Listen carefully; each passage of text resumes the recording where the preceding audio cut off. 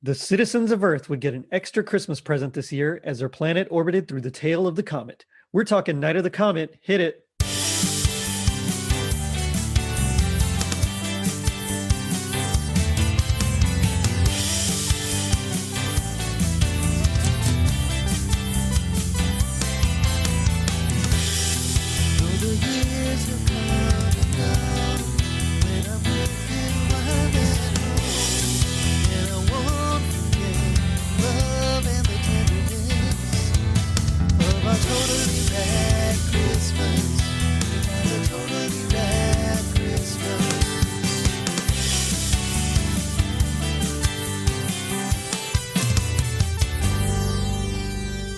It was 1984. Huey Lewis sang about the heart of rock and roll. Miami Vice debuted, and two sisters in Chakotay fought zombies and scientists in a deserted city. I'm your host, Jerry D, with another episode of Totally Rad Christmas, the podcast that talks all things Christmas in the 80s. Toys, movies, specials, music, and fads. If it was gnarly during Christmas in the 80s, we got it covered. Now, joining me is a Totally Rad Christmas all-star. From Holly Jolly Xmasu, it's Scott Leopold. Scott, how's it going? Hey, Jerry, it's going well. That's good. It's always glad to hear your voice. I really enjoyed our last conversation when we talked about, Christmas Island. And so I'm glad to have you back. Yeah, I'm glad to be here. How have you been? Not too bad. Been hectic, but we're dealing with things. Yeah, I hear you. And I mean, at least it seems like things are kind of moving in the right direction as far as the pandemic goes. So hopefully we'll continue in that direction and things will kind of loosen up a little bit and be able to see some loved ones and friends more often, I hope. Oh, yeah. You know, when I remember, I think it was around Christmas time. I don't know if it was Christmas Eve or Christmas Day. And we were talking about this particular movie that we're covering tonight, because I think you said it was kind of a tradition for you, right? Yeah, we several years back, I got the DVD and started watching it. Hadn't seen it in a few years. Mm-hmm. And one thing I'd forgotten was that, this takes place at Christmas. Yeah. And I have a 35-year or so running battle with my sister about whether or not Die Hard is a Christmas movie. Yeah. And sitting there watching this, I was like, if Die Hard's a Christmas movie, this is definitely a Christmas movie. Mm-hmm. So that kind of started the annual Christmas tradition of watching this. Nice. So is it Christmas Eve or Christmas Day that you normally watch it? We just fit it in wherever we can. I gotcha. There's quite a few movies we try to hit each year at Christmas, and mm-hmm. This is definitely one of them. It's one. I went ahead and I got the streaming version on Amazon, so I can just hit play anytime I want. I know exactly what you mean. I have a bunch of like Blu-rays and DVDs and stuff like that, and I never watch them because I can just find it easier on on Amazon or iTunes or something like that. And it's so easy to you see them out there, and it's like I can rent this for $5.99 or I can buy it for $7.99. So mm-hmm. we've got a few too many movies that we've purchased streaming. I understand. That's exactly how I am as well. And so there's a few that it's just one of those things where I have it, but I don't feel like getting up and putting it in, and so I end up just renting it or buying it again. And so mm-hmm. I have the digital copy plus I have the hard copy. So I guess I'm really supporting that movie. Yeah, I'm glad you brought it up though to me, because I had forgotten also that this movie was set at Christmas time, and I hadn't seen it, I think maybe since the early 90s. Mm-hmm. I remember watching it on VHS. So it had been quite some time, and then as soon as you mentioned it, I went and saw it, and of course they actually have it on YouTube. You can watch it on YouTube, and I think I've seen it like 5 times now. It's just so good. It's so good. Well, and I read I read an interview with Mary Warrenoff, who she's at the think tank. And, right. When she made the movie, she was friends with Robert Beltran. They'd been in Eating Raoul together. Eating Raoul, that's right. Yeah. And he basically got her the part. And she said, this is just one of those things. She was basically doing it for money because she knew that it was a product of its times and Mm-hmm. it would fade and people would forget about it in a couple years. So the fact that, it's held up well, it's got staying power. And yeah, I mean, it's kind of a time capsule. It really Yes. embodies a lot of stuff that was current at the time, but it honestly, it's a well-written movie, Mm-hmm. and it's something you can still really enjoy now. Oh, I completely agree. And I mean, it's funny because it's kind of I mean, it's definitely an apocalyptic movie. It's kind of a zombie movie, but they're not really zombies in like the traditional sense that we know zombies. Because a lot of them, they still kind of have their minds. They just slowly go insane and their body deteriorates. Whereas most zombies that we think about today, like in The Walking Dead or Day of the Dead, things like that. I mean, they're just mindless creatures that just thirst for flesh, essentially. And so it's really interesting because it kind of shows like the process of everything, like how their bodies are breaking down, and that's not something we normally get from zombie movies. So I really enjoyed that part about it, and that's something that I had forgotten as well. When I was trying to remember it, I really thought that it was just a straightforward zombie flick, and I'd completely forgotten about the part in the mall, which we'll get to, and that the scientists were devolving. I remember the scientists, but I forgot that they were, disintegrating as well and turning into the creatures. And so there was a lot that I didn't quite just remember, but looking back on it and now seeing it, several times, you're right. It's really, really well done. The soundtrack is really good as well. And it's just, everything about it is just quirky and fun. And it makes you want to rewatch it. Well, and for as important as it is nowadays to have diversity and whatnot in casting and in characters, this was way ahead of its time. I mean, you've got the sisters as the main characters. You've got Robert Beltran as the romantic interest. So it's something that there's a lot of 80s movies I'll try to watch with my kids, and they really criticize them through today's lens, but this is one that we can sit down and watch, and they really enjoy it. God bless you, sir. I got $4, so so having a movie with two strong female leads that goes over pretty well with them. Oh yeah, I bet, for sure.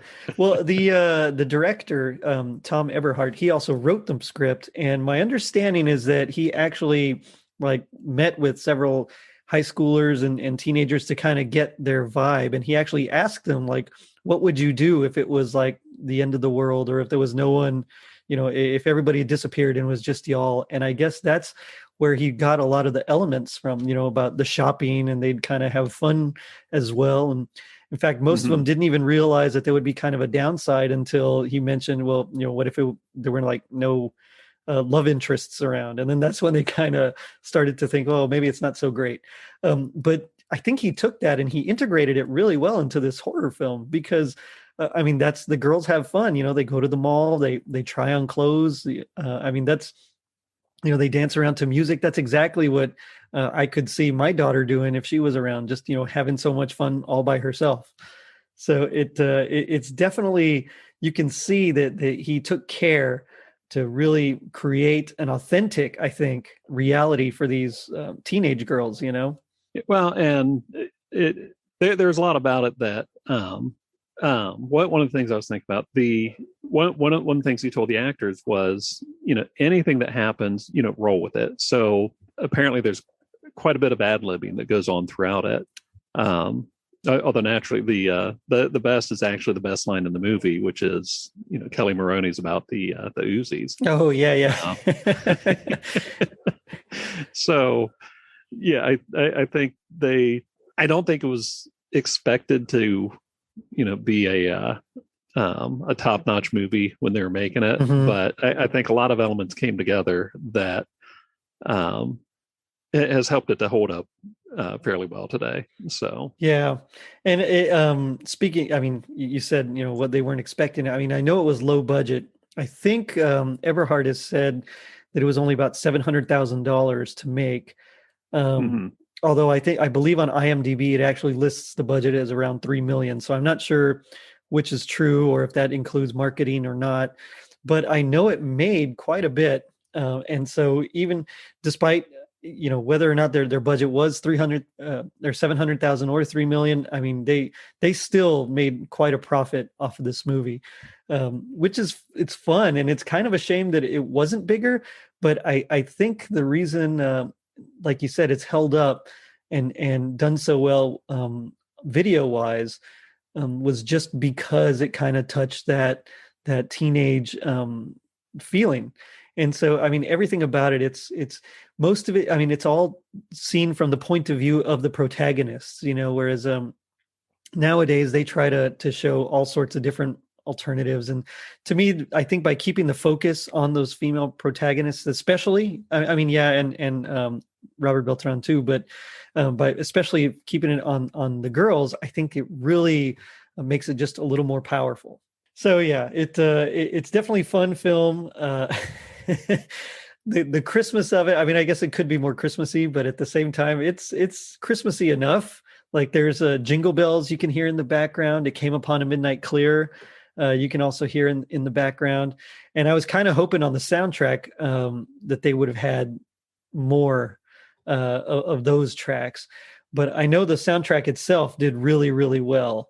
And I believe it was listed, I mean, I think it was one of the best-selling soundtracks in 1985. I think it was like one of the one of the top 10, but like by the record label. And so it got like a some award by the actual label that produced it, because it was one of like their top 10 that year. I mean, it's a really strong soundtrack. I've listened to it so many times, and now my daughter loves a lot of them.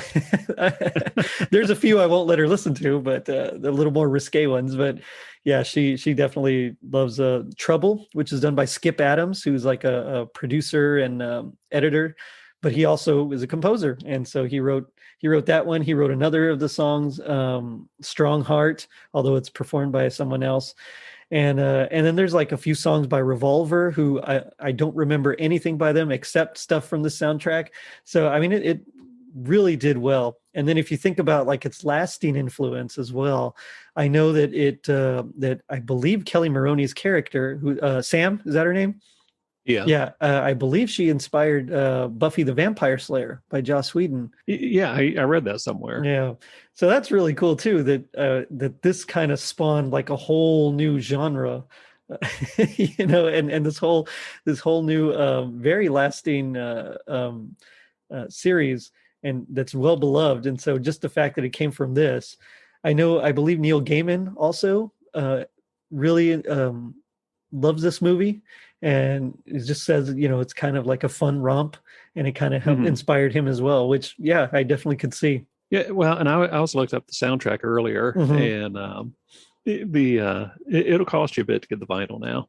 The vinyls. Well, I believe they did in 2019. I think they did a re-release of it, and I think it even had liner notes done by Kelly Maroney. Oh wow! Yeah, but no, I did the digital iTunes thing. I didn't want to hunt it down because I saw some prices on that, and yeah, no thanks. I got 3 kids to feed at the moment. I can't do that. But I was going to say one funny thing about this one is that this is one of those, we never saw this in the theater when I was a kid. Yeah, I didn't either. We saw the previews. It was one of those things you wanted to see, and we never saw it until it hit cable.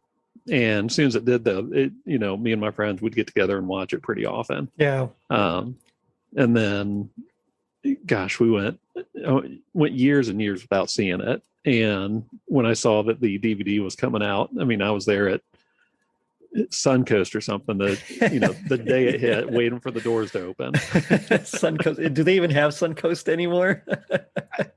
We've got one. Oh wow, nice. I haven't seen one in gosh, it's got to be about 10 years now. Uh-huh. But as far as the cast goes, because I mean, they're not like super famous, but I mean, at the same time, they kind of had their niche, and this was like right in there.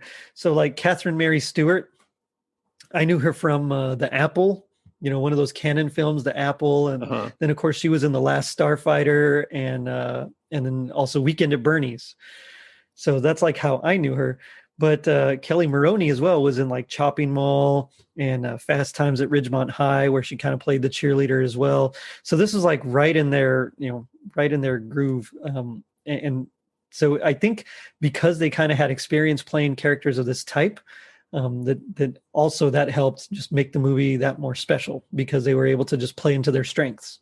Well, and Catherine Mary Stewart, I mean, 84 was a big year for her. This and Last And The Starfighter Last came Starfighter, out. yeah. And now Last Starfighter, that's one we saw quite a few times in the theater. Yeah, I remember seeing it, I think just the once in the theater, but I remember on cable I saw it a bunch. That was one of those movies that we actually bought the VHS of that, and you tended not to buy too many videotapes back then, but Right. that's one we definitely bought. But we had a little budget theater nearby, the Flicker Palace. Nice. And if there was a movie we liked, me and my brother, we'd be there with my dad over and over again. So, Last Starfighter was one that we saw quite a few times. Karate Kid, probably 100 times. Oh, great. Flash Gordon, probably 100 times. All those are amazing. Yeah, those are so much fun. We also had one. It was called Cinema Twin. It was right by a Mr. Gaddy's Pizza, and then right next door to that was a Movie Land Video, which not a franchise, just it's one of those little mom and pop video stores. And I remember so many times we'd go eat at the movie, or excuse me, go eat at Mr. Gaddy's Pizza, and then we'd either go to the movies or we'd go rent something from Movie Land. And every once in a while, we would do all three. Like we'd make it like a big afternoon, evening kind of thing. And I recall specifically this one time where we saw, I believe it was, the movie's escaping me now. And I know it. It's like right on the tip of my tongue. I think it was Teenage Mutant Ninja Turtles. So it was 1990. So we saw that, then we went to eat, and then we went to Movie Land Video.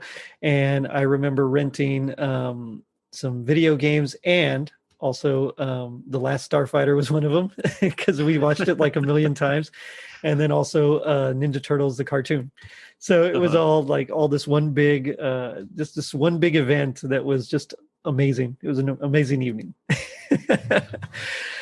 Well, and not at Flicker Palace, but another movie we saw quite a few times in the theater was Lone Wolf McQuade, which also had Robert Beltran. And so I haven't thought about that in a long time. and I'll tell you what, I have no idea why we saw that so many times, because it was with my mom. Oh, okay. Chuck Norris movies. Those weren't the kind that she took us to. Well, I think that was a Canon film, wasn't it? I think so. Yeah.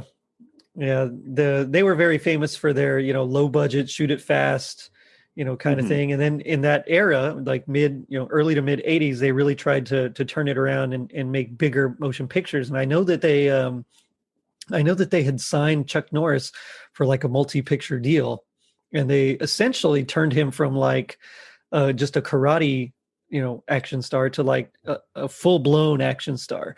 So we had like the Missing in Actions and all, Invasion USA and stuff like that. And so that wouldn't surprise me if it was by them. I haven't looked it up, so I don't recall off the top of my head, but it wouldn't surprise me at all. Well, and that's one of those, it hit Amazon, and I was like, I've got to watch this again. And I think I watched like 5 minutes, and I was like, I'll get that. Some movies hold up better than others. Yeah. And this is definitely, I really enjoy this movie. Like I said, I've seen it like 5 times since Christmas when you told me about it. It's just one of those, it's fun, it's quirky. And the girls, I think, actually do a really good job in the beginning. And, we'll get into the plot, but especially the scenes where they're, where like Sam is playing off I think her name's Doris, her stepmom. Yeah. That interaction was really well done. And I believe that slap was actually a real slap. I think I remember reading that they just weren't getting the right reactions that they needed, and so she told the actress to slap her for real, and Uh-huh. so she did. And I guess they were, because they had so little of budget, they were trying to like conserve the the tape, conserve the film. So they're like, we got to get this in like the next take or two. And so she's like, just slap me for real. And so she did, and it actually is the one used in the film, and it works really well. Yeah, well, and I like, it is whether it was a 700,000 or 3 million, it was a low budget, Yeah. but the fact that they were able to get those just empty shots of Los Angeles, and I mean, granted, it was Sunday mornings and whatnot, Yeah. but still, I mean, it looks good, it fits the movie, and it's just, well, until last year, it's not something that people would see in real life, is an empty Los Angeles. Right. But, Yeah. Yeah, that's current events notwithstanding. Yes, normally you wouldn't see an empty Los Angeles. well, and that's, if you read the trivia on it, there's one scene where I guess you can see window washers, and I saw something online where people were just ripping the movie apart about that, and I'm like, it's 1984. You don't have the computers, and you've got one shot where there's someone washing windows. Cut them a little slack. Yeah, well, and I mean that's just one of the things that happens when you're doing that guerrilla filmmaking type thing. I mean, you take what you can get, and sometimes you can edit things out, and sometimes you can't. And well, I mean, yeah, you're right. There was no, like you said, no CGI, so it's not like you could just digitally erase them. But at the same time, I think it works. I didn't notice them, and I think I remember reading that as well. But I've seen it now. So many times I don't think I mean, I still don't know exactly where it is. So I'm going to have to go look for it now. I saw it one time because I read that trivia thing, and I paid real close attention when I watched, and I don't notice it since then. I mean, if I know exactly where to look and when, I'll see it, but it's not noticeable enough to be a big deal. Well, I mean, same thing. I think that the cops in the movie as well, they're on the cycles. I think they actually were like the cops that were supposedly, preventing people from passing the barrier so that they could get the shots. So there was a lot of that, like use as many extras as you can, get everything done just as quickly as you can. So in a way, it was very much like the Terminator, where they didn't have any permits for certain things, and they just kind of had to shoot and do what they could. But I think they pulled it off, because there's a lot of scenes like in the elevator, in the store when she's going to the elevator, and I believe that was done just like in a basement somewhere, and they just kind of made their own little makeshift elevator because they just couldn't get the shots. It happens. But so I guess if we want to nutshell this thing, essentially a comet that was responsible for the extinction of the dinosaurs. Its orbit is so large, it's coming back around, and while people are excited to see it, it actually results in like 99% of the population disappearing, essentially. And these two girls and another boy are able to survive, and they just kind of see if they can find anybody else and make it in the world. That's like the basic nutshell. While fighting zombies. That's right. Yeah. And a government think tank. That's yeah. There's always, you got to have the scientist. There's always that trope now, and it's so famous, where it's the end of the world, so let's put all like these important smart people in a bunker somewhere and protect them. Except usually when that happens, they don't leave the air vents open and and expose themselves all to the crazy bacterial dust or whatever it is. Oh man. Because I remembered that there were scientists in it. I didn't remember exactly how it happened, but as I rewatched it, that twist, it got me again. Because I'd forgotten about it, and I just couldn't believe, if these guys were like the smartest and they're this like you said, this think tank, how in the world could they do that? How could they leave the vents open and just expose themselves to that? Like, it seems like there should be some sort of better fail-safe for that. Well, but the thing that that's one of the things that rings true for me, because I'll deal with like the top security people in a corporation, Oh, and we'll find out that their password is password.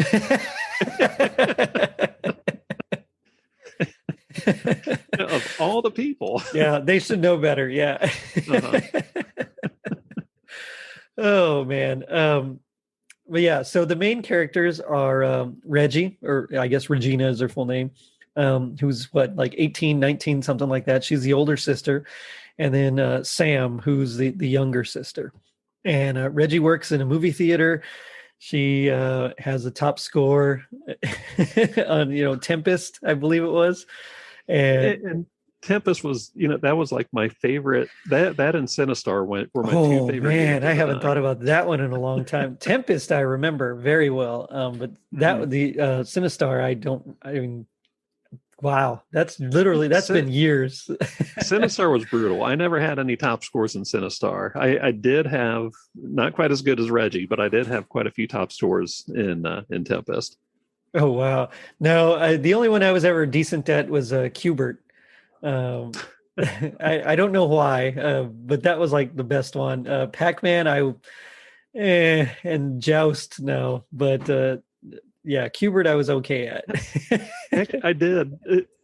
We went to Kings Island, which is an amusement park near here, and I went with this guy who all he wanted to do while we're at this big amusement park, roller coasters and everything, he wanted to spend the whole day in the arcade.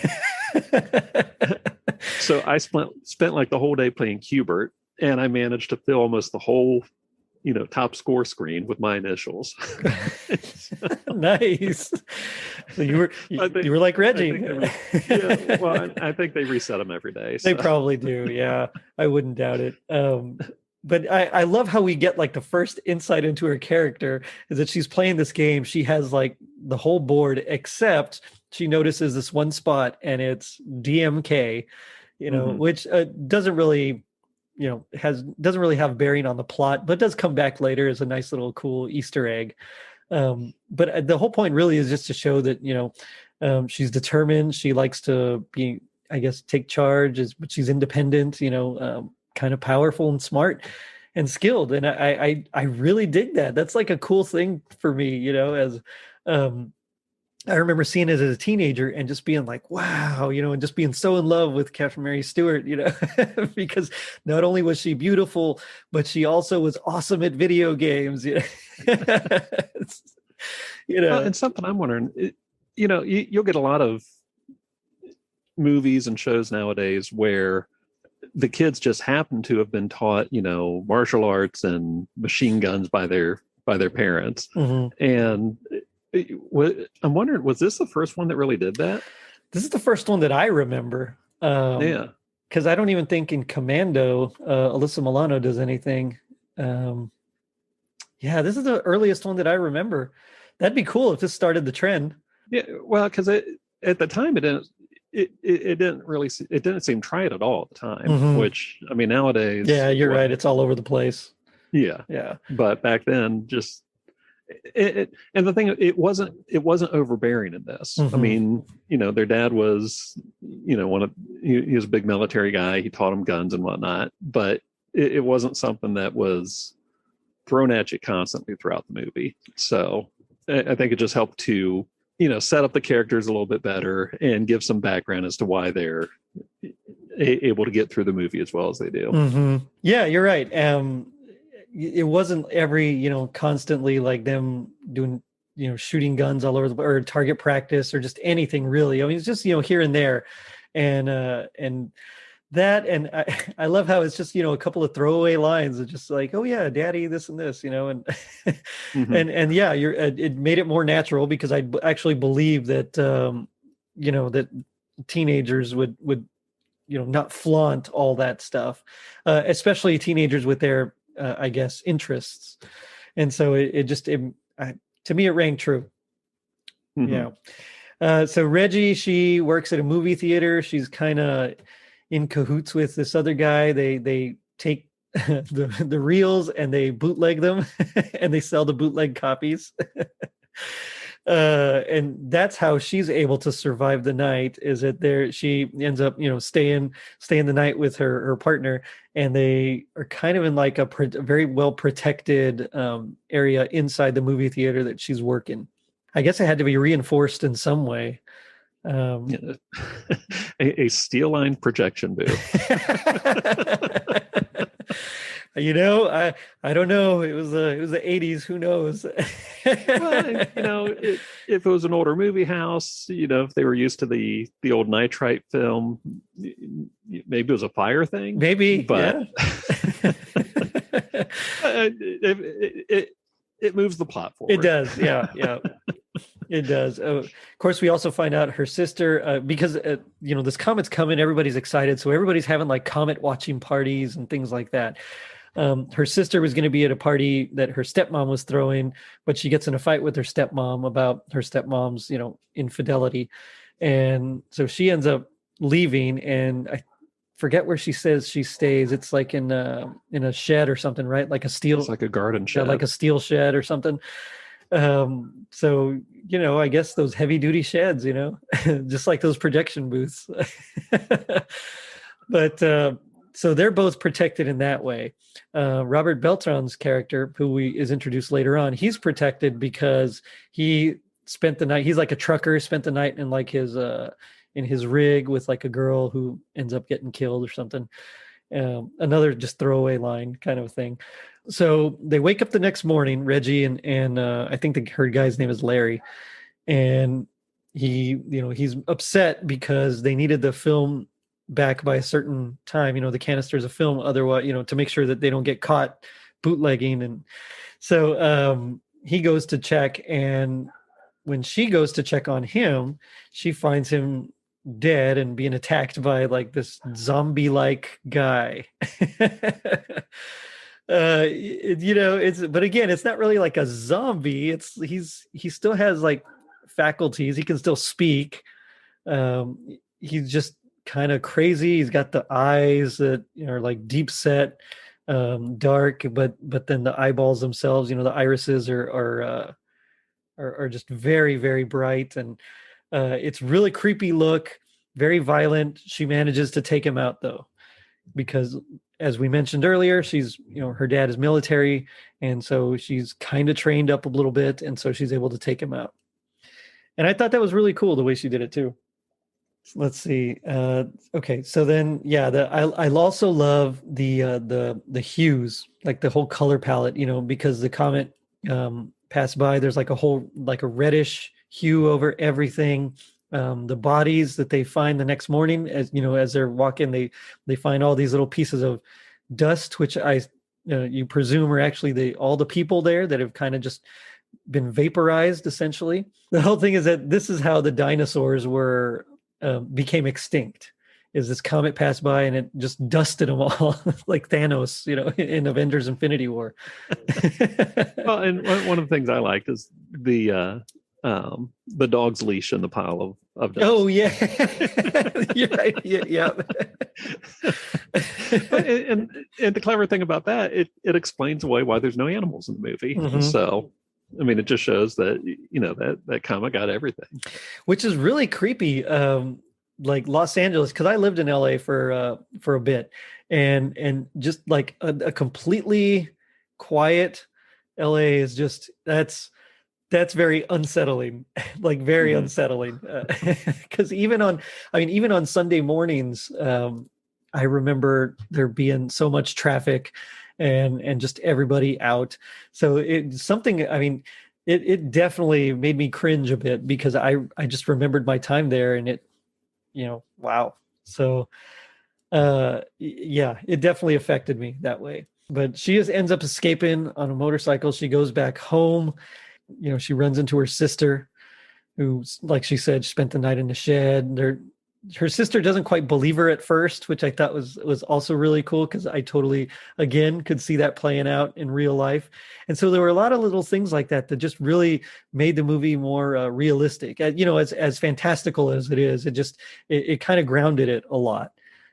Just that. Well, and the fact that Kelly Maroney's character is just, she's so focused on cheer practice cheerleading. Yeah. and everything she's going to be doing with her friends that week. So I I like how that just completely makes her completely oblivious to what's really happening. Yeah.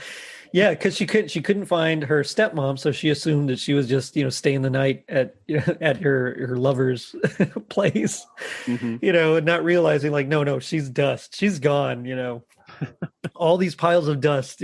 That's it's people. Um, yeah, so but they hear I think that's when they hear the radio on, right? So they like go to the radio station to go check it out. Uh-huh. Yeah. And so of course they realize that it's like a pre-programmed no one's really there. There's no DJ. It's like a whole pre-taped show. Now one thing I did know, I think he says there's like 11 more shopping days till Christmas or something like that, or Yeah. 10 more shopping days till Christmas. So presumably this happens around December 14th ish, December 14th or 15th. Um, so it, and this movie was released November 16th. So it's like right around the holiday season. I mean, it was like perfect. I can see why it did well, just because I mean it did have enough Christmas in it that you could still market it as kind of Christmassy, but at the same time it appeals to that to the person that was tired of maybe watching It's a Wonderful Life, on on TV. Only so much Rudolph you can take. Yeah, that's exactly right. But that's where at the radio station, this is where they meet Robert Beltran's character Hector, and of course both girls kind of like him, and but they're also suspicious of him, and he's got a gun and that kind of thing, and he mentions about the zombies and how his girl was essentially eaten. Which is it's a terrible way to go. I wouldn't want to be eaten kind of half alive, I think is what he says. But, Well, see, and that's one of the things I liked about it is it does have some kind of minor parallels to some of the George Romero movies. mhm. Night of the Living Dead, the story Robert Beltran tells is kind of similar to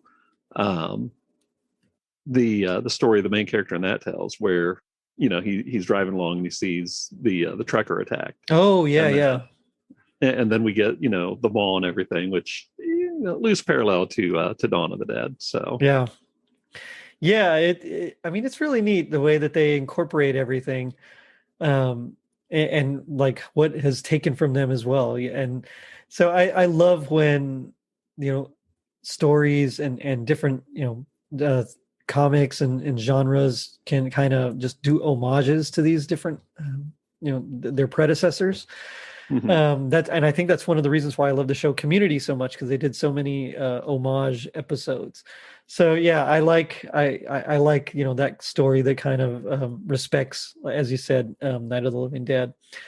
And so Reggie, she gets on the radio, starts talking, and so the researchers or scientists or the think tank, whatever you want to call them, they realize there's other survivors, and so they go ahead and send out like a scout team for them. Hector wants to go check on his family, so he does that, leaving Reggie and Sam by themselves, and that's when they decide to go to the mall. Because what else are you gonna do? You can have all the clothes and fancy things that you want. So, so they go to the mall. They try on clothes. They dance around, and they get attacked by some stock boys, which I guess they weren't completely sealed off either, because they are half zombie-ish. They're starting to turn zombie, or I don't know, however you want to call it.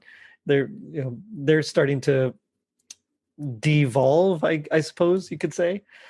And while that's going on, we get Hector back at his house, noticing that nobody's around, and then a little neighbor kid is also feral and half zombie, and so he starts trying to attack.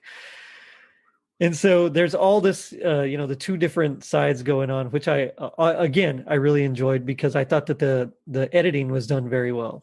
Like the cutting back and forth between the different things, I thought was pretty nice. And as far as the stock boys at the mall, just an amusing something came out of this.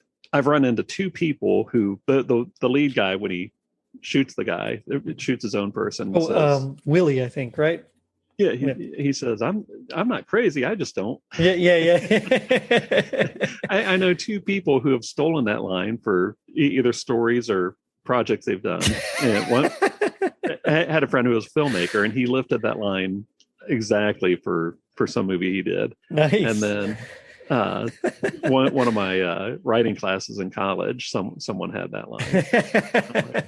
It's a good line. I mean, I not only could I see stock boys doing it, but especially, these particular ones that are half zombies. Uh-huh. Yeah, it fits so perfectly.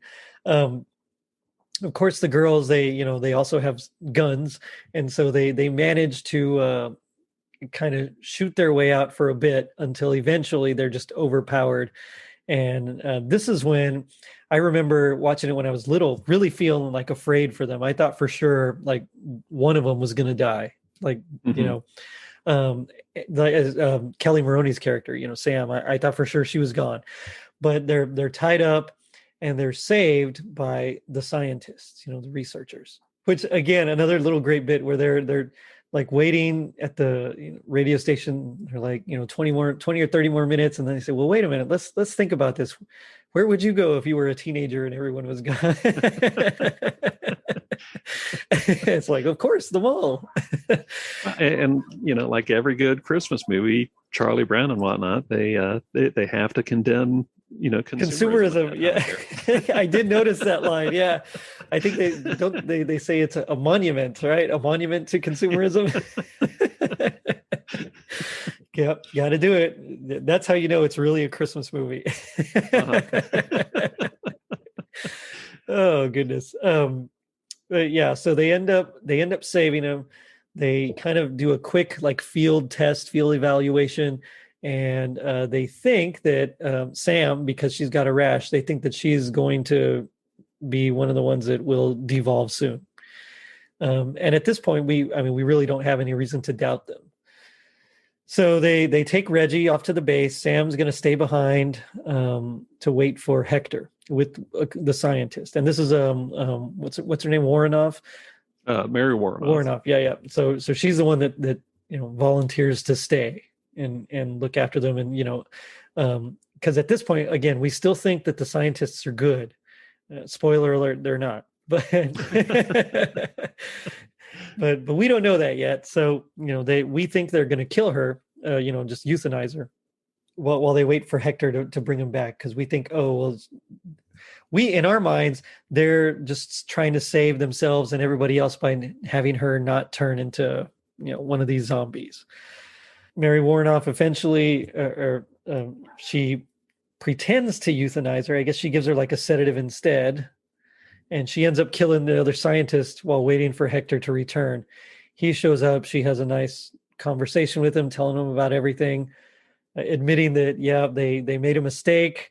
Now they're all infected, and all the survivors that they're picking up, they're actually like harvesting organs and blood and stuff like that to hopefully transplant into themselves so that they have more time to to live and figure out a cure.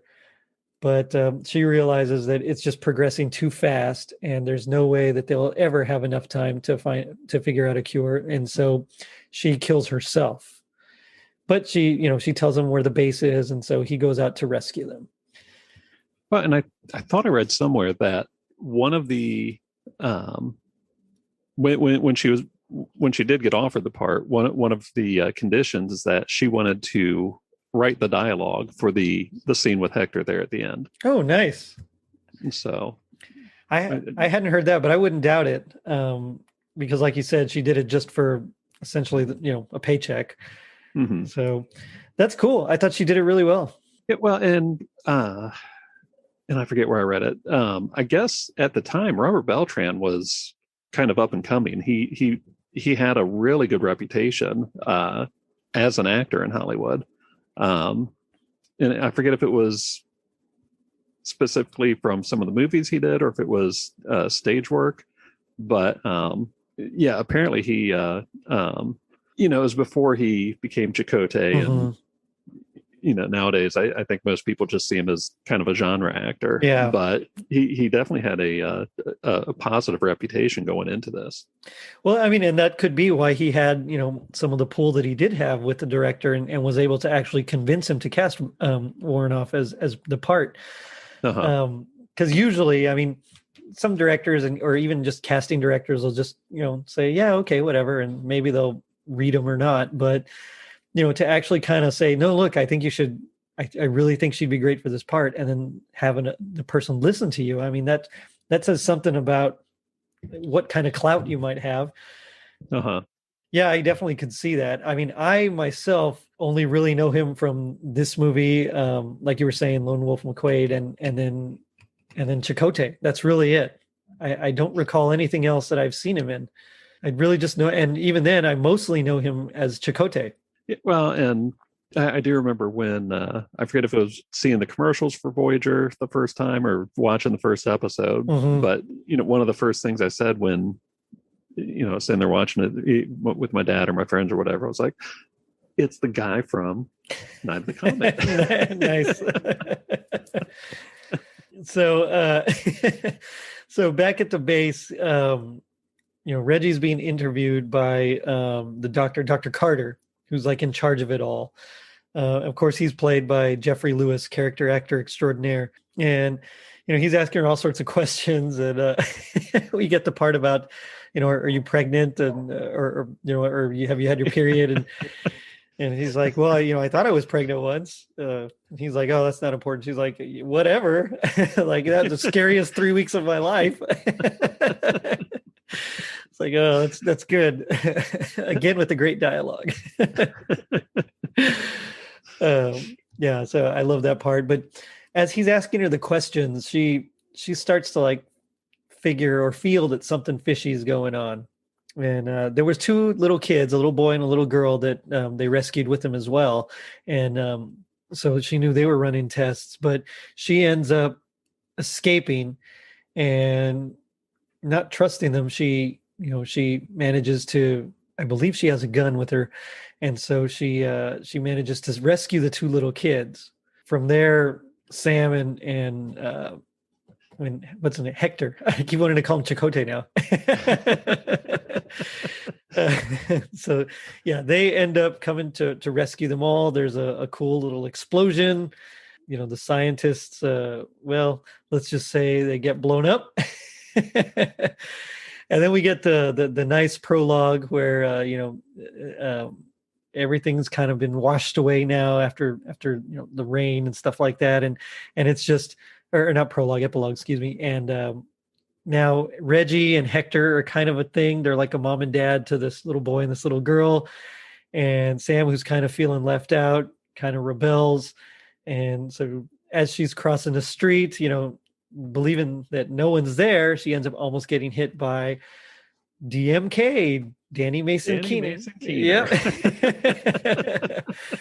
And so it's, alluded to that they're going to drive off into the sunset, and then, but they got to be back by midnight. And that's kind of how it ends. It's a cool little wrap up. I mean, I like happy endings. I'm a sucker for happy endings. So I know it's not like super happy because just about everybody else has disappeared in the world, but the protagonists make it out unscathed, and we see couples forming, and they're kind of going to be like a mom and dad to this little girl and this little boy. And so I like it when things work out so nicely like that. That's the hallmark movie watcher in me. Oh man. So yeah, that was the movie, and I loved it. I think they did a great job. It's got a 79% on Rotten Tomatoes, out of 3 critic reviews.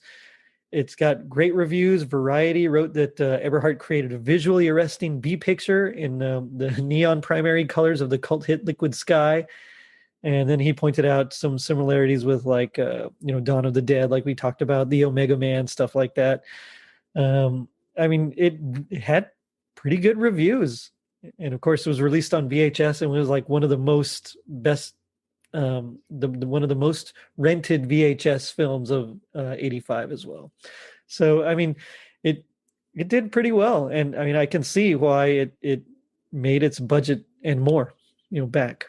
Well, and like I said, the writing was clever, Hmm. the acting was good. I mean, the I don't know if you'd say it was foreshadowing with the DMK on the Tempest machine, but having that be who Sam ends up with at the end, it was just fun. It was well written, Yeah, and it's one that I still enjoy it to this day. yeah, I do too. Um, yeah, so whether the budget like was 700,000 or 3 million, I mean, it made 14.5 million. So either way, I mean, of course, if the budget was lower, it was more of a success. But either way, it was a huge success Mm-hmm. for this low budget little indie kind of film. Now the soundtrack, I want to just talk the soundtrack really, really quickly. So we hear "It Came Upon a Midnight Clear," as I mentioned before, performed by Jerry Sherrill, and that's when Reggie and Larry are making out. "Strong Heart," which was written by Skip Adams, that I mentioned, is one of my favorite songs on the soundtrack. We hear that one when she's playing Tempest. "Jingle Bells," another one again by Jerry Sherrill. We hear that when Reggie pulls up at the traffic light, like when she's like on her way, and she's like by the Mercedes, that part there. So it's around 20 minutes or so. "Trouble," which is another one of my favorite songs from this album. I mean, this is like a really good album. If you listeners, if you don't do anything else, just like check out the album because it's really good. There's like nothing really well known, but the songs are just great songs. They're just solid and well written. Yeah, and I was going to say I was always disappointed that they didn't have the non-Cyndi Lauper version of "Girls Just Want to Have Fun" from the movie on the soundtrack. Yeah, I was surprised about that too. I mean, that's like their biggest song. I mean, I know she didn't, it wasn't her version, but that's like the biggest song from, the most well-known song. Why not include it on the Uh-huh. album? And I guess it's probably just a matter of rights. Maybe Yeah. they probably only bought the rights for the actual movie and not for the soundtrack. Um, Probably would have cost about as much as the budget. Probably would have. I think you're right there. Yeah. So I mean, it makes sense, but yeah, it's kind of a bummer. It was Tammy Holbrook was the one that did it. Okay. Yeah, yeah. And then yeah, just a few others that were there. "King Country Woman," also not on the soundtrack, but you can find it on YouTube.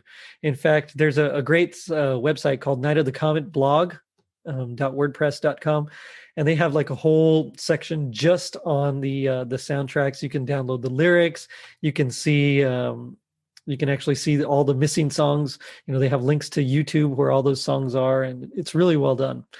I'll have to check that out. Yeah, it's Night of the Comet blog.wordpress.com. And yeah, so that's that's how I learned all the lyrics to some of those songs. Oh man, but it does make me wonder, Scott. Like, what would you say would be your happiest moment for watching this? Honestly, I'd say when I was a kid, I forget who I was watching with. It had to have been with friends, and it was like the first time I saw it, and the morning after when they're still in the projection booth, there's a poster for Red Dust hanging on the wall. And we had watched that like the year before in grade school. We had watched it in class. Oh wow. And as soon as I saw that, I knew exactly what it was. I got the reference, and I just got a huge kick out of that. And I mean, it's a great reference in the movie. I mean, everyone turns to Red Dust. So they've got this old, Clark Gable, I think Carol Lombard movie. They've got the poster hanging on the wall just as an extra little bit of, foreshadowing or Yeah. just a little kind of a nod at the audience. Yeah, it's a good little Easter egg. Yeah. But the first time I saw that was, as a 12-year-old kid catching a reference like that, I got a big kick out of that. That's cool. For me, I think I mean, I think it would have to be when I saw it and seeing Catherine Mary Stewart in it. And I had seen The Last Starfighter so much more, so many more times than I had seen this one. And I remember seeing her and just being like, that's the girl from The Last Starfighter. And then, of course, seeing her play video games and just being awesome. She could shoot. She was like taking charge and I mean, pretty much leading. And I had a huge crush on her. So like my memory is just that nostalgia of this crush that I felt, that I felt for this actress.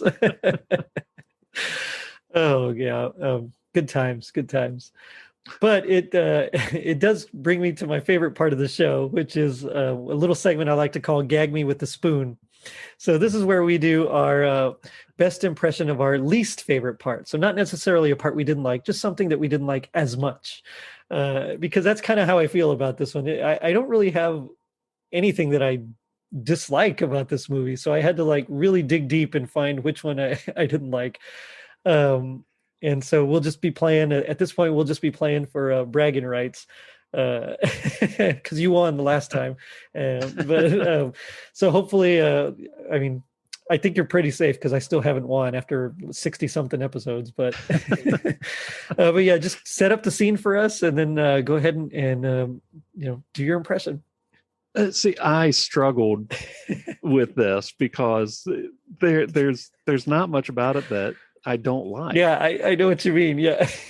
And I guess the what I came up with was Chuck and Doris, particularly Doris. I mean, they were the I guess the most unlikable characters at the start of the movie. So I had to pick a line by Doris. I went with, and here's what I went with. Here's the chain of command. The major jumps on me, I jump on you. And there you go. And scene. Oh man. And but the thing is that's still a great line. It's a well-written line. I like that. Well, that's kind of like me. I didn't know what to pick. I think the mall scene, while I love the scene and the firefight and everything, after they're captured, I remember being scared when I was little, and really thinking that some harm was going to come to these. So I decided to go with one of the lines by Willie, and it's not really that it's a bad line. I think I just the trauma that the fear that I felt when I was little just kind of latched itself onto this. And so he says, "Let's play a game. It's called Scary Noises." And that's my line. I don't know. It's not very good, but that's that was great. Best I could come up with. Yeah. Oh, yeah, this one was hard. It really was hard because the whole movie, like you said, it's thoroughly well done. And so it was just, I found it very difficult to pick anything at all. And there's a few of these throughout the episodes I've done that have been this difficult. Maybe 2 or 3 that I can think of. And so this was definitely one of them, because I really like everything. It just all just landed so well for me. Yeah, well, and I mean, watching it now, it's got the nostalgia. It holds up. So yeah, it's just difficult to come up with something that isn't top notch throughout it. Exactly. Yeah, that's exactly how I feel. I mean, everything from the color schemes. I mean, they wanted to contrast, the red and the dark of the scientists and everything with like bright colors for the teenagers, and then even between the girls, they consciously made the decision for Reggie to, even though she's in brighter clothes, they're still darker than Sam's clothes. And so I mean, just things like that. The playing with the motifs. Yeah, when I thought they said, the costuming, they based it on like comic books. They used comic book color schemes to get a point, or get the point across that here's the good guys, here's the bad guys, and that's just another testament to the amount of thought that really went into the movie. Yeah, completely agree. But it does make me wonder, G.I. Joe, they taught us that knowing is half the battle. What do you think the other half is? Got to be uzis. That's true. That's if Daddy had been there, he got them uzis. You have uzis, yeah. And the fact that was like an improv line, that just blows my mind, because they did it so well. Yeah, but that's way better than mine. No, mine is if knowing is half the battle, the other half is closing the vents when a lethal comet passes by. Oh, it's funny. Uzis were so big back then. Yeah, And like they were banned because that's what everybody wanted. All the criminals wanted them. All the good guys, everybody wanted Uzis. And I went through a stretch of years where we go to the gun and knife show quite a bit, and I never saw a real Uzi, but I did have a guy offer me a movie prop Uzi. That's And cool. yeah, it looked cool. It had 500 or 5,000 caps that went with it. Oh wow. And the guy he's trying to sell me on it, and I was sold. I wanted to get it, but I think it was like $500. Oh man, and, yeah. I was going to have to borrow about 400 of that from my dad, and yeah, he just shook his head. Yeah, yeah, probably smart. Oh man, Scott, it's been so much fun talking with you. Tell me about your show. So I've got a podcast, Holly Jolly Xmasu. It's all about Japanese Christmas music, and it's a long road going from collecting Christmas music to getting into the Japanese Christmas music, and then basically the pandemic got me into the podcasting. And this month April will be 1 year for me.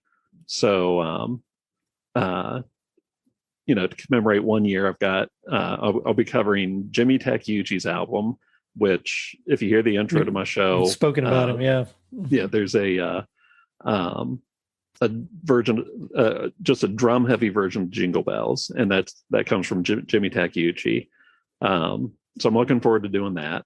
I've got a lot of great stuff coming up. I'm working on trying to fit in some extra episodes with a little more collaboration, interviews, and stuff like that.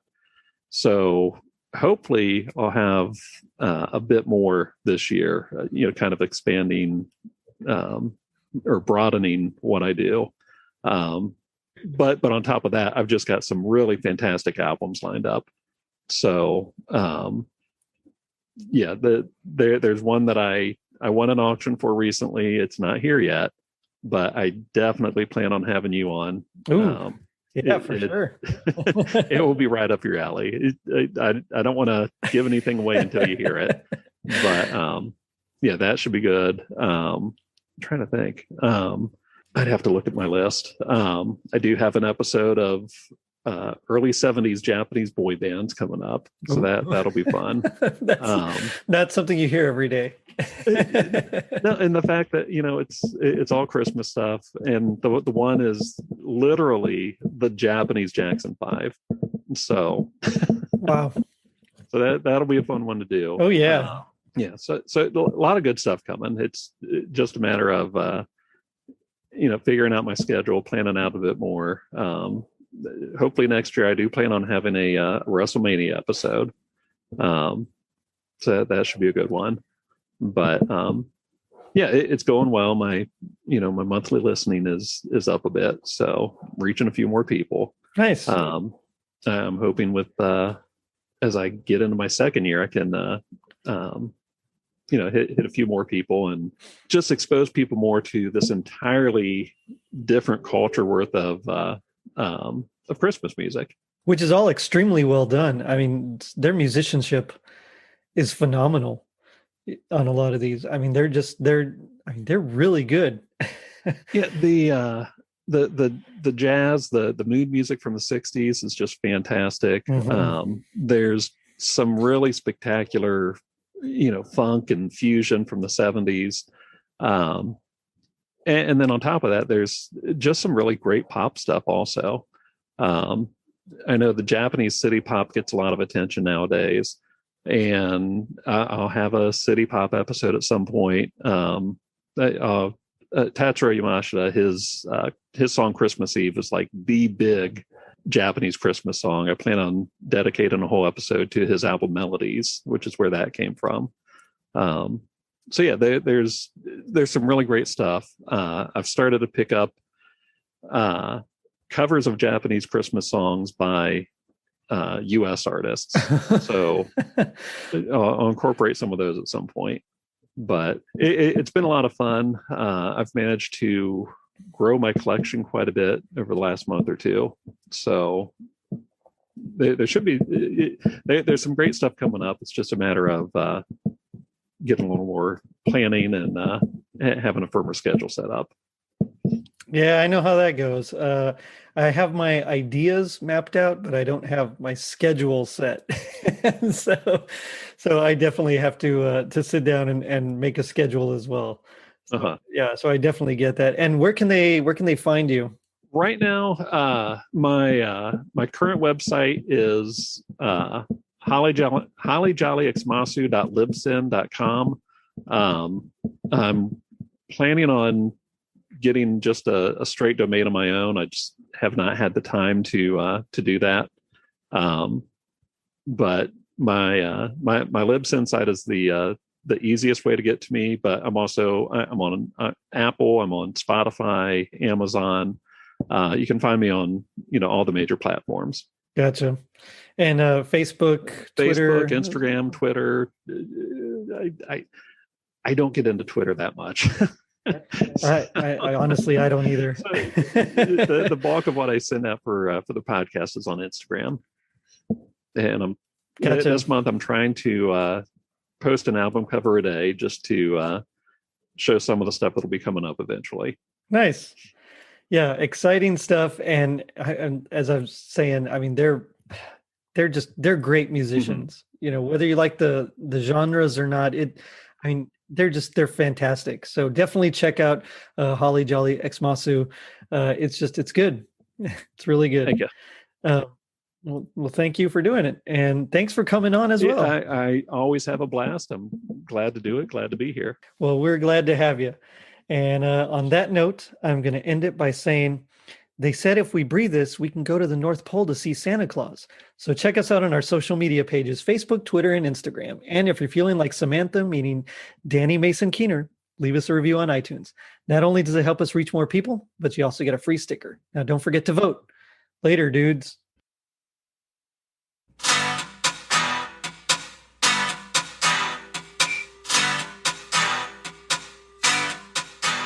Hi, this is Scott from Holly Jolly Xmasu, your podcast destination for Japanese Christmas music. If you like Christmas music and are tired of the same old songs, this is the podcast for you. Join me each month as I explore my collection of Yuletide albums from Japan, featuring everything from city pop to 80s rock, long-lost jazz, and psychedelic garage rock. Subscribe now wherever you get your podcasts. It's some of the greatest Christmas music you've never heard.